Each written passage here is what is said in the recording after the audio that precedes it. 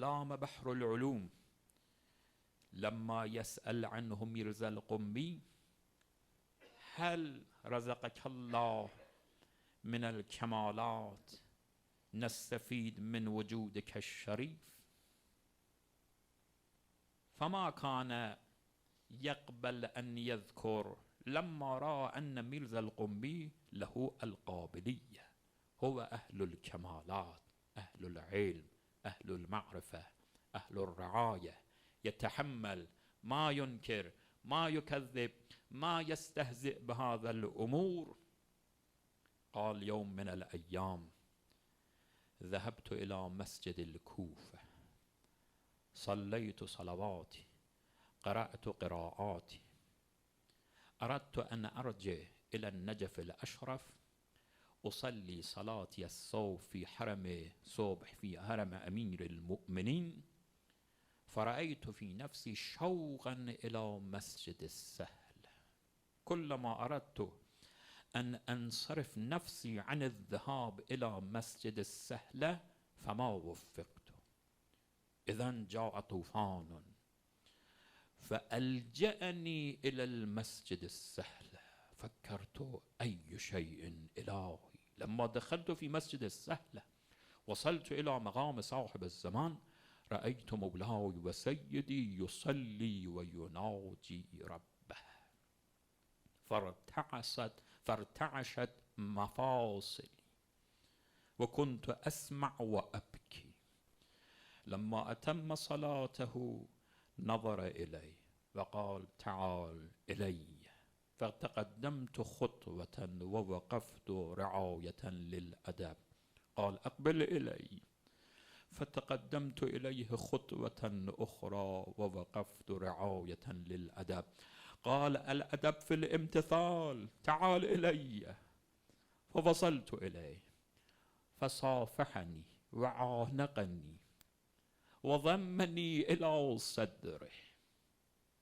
يقول علامة بحر العلوم: من يوم لاصق صدري صدر مولاي وسيدي صاحب الزمان جرى على صدري علوم. هكذا يكون. يا شباب الشيعة، اعرفوا قدر إمام زمانكم، توبوا إلى الله من ذنوبكم بالنسبة إلى غفلاتكم في السنوات الماضية. قولوا: يا صاحب الزمان، في هذه السنة نريد أن نعيش معك، نريد أن نعرفك، أن نراعيك، أن نجدد العهد في كل يوم وليلة، أن نسلم عليك، أن ندعو لتعجيل فرجك في كل صلواتنا.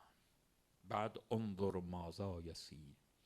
انظر كيف صاحب الزمان يأتي إليك، ينظر إليك، يأخذ بيدك في أمر دنياك، في أمر آخرتك.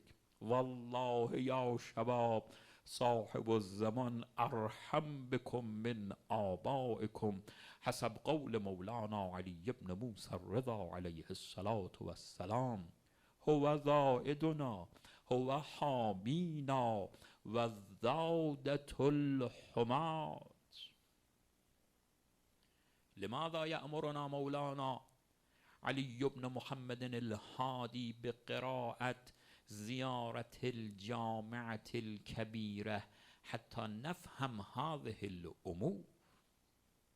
هم الضابون، هم المدافعون عن الشيعة، هم الذين يطردون البلايا والمصاعب عن شيعتهم في جميع أدوار عمرهم. إمام كل زمان من مناصبه الذي الله جعله لها هذا المنصب، منصب الدفاع عن شيعته، بشرط أن نكون نحن من شيعته ونراعيه ونذكره. وأما كيف الإمام يذب عن شيعته، كيفية ذب الإمام عن الشيعة مختلفة. تارة الإمام يدعو لشيعته، كما نقرأ في بعض التوقيعات الواردة عن مولانا صاحب الزمان: إنا من ورائكم بالدعاء الذي لا يحجب عن ملك الأرض والسماء. نحن ندعو لحفظ شيعتنا بدعاء مستجاب. إنا غير مهملين لمراعاتكم ولا ناسين لذكركم، ولولا ذلك لنزل بكم اللأواء واصطلمتكم الأعداء. هذا نوع من الذب، يدعو لنا، يدعو لشيعته. النوع الثاني أن الإمام يبذل حسناته لشيعته. في رواية يروي هذه الرواية في معالم الزلفى عن كتاب تحفة الإخوان، يقول: دخل رسول الله صلى الله عليه وآله يوم من الأيام على أمير المؤمنين علي بن أبي طالب عليه الصلاة والسلام، ورسول الله كان فرحا مسرورا وكان مستبشرا، فسلم عليه فرد السلام، فقال علي: يا رسول الله، ما رأيتك أقبلت مثل هذا اليوم مستبشرا فرحا مسرورا، أي شيء بك؟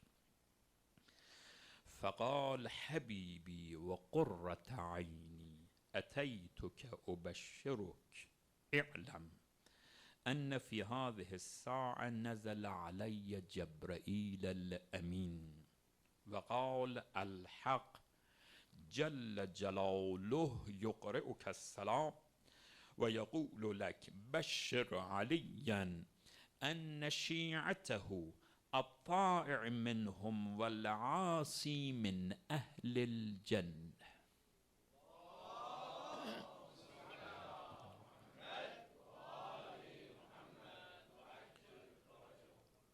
ولو تسأل فما يجري على الشيعة لخاطر ذنوبهم.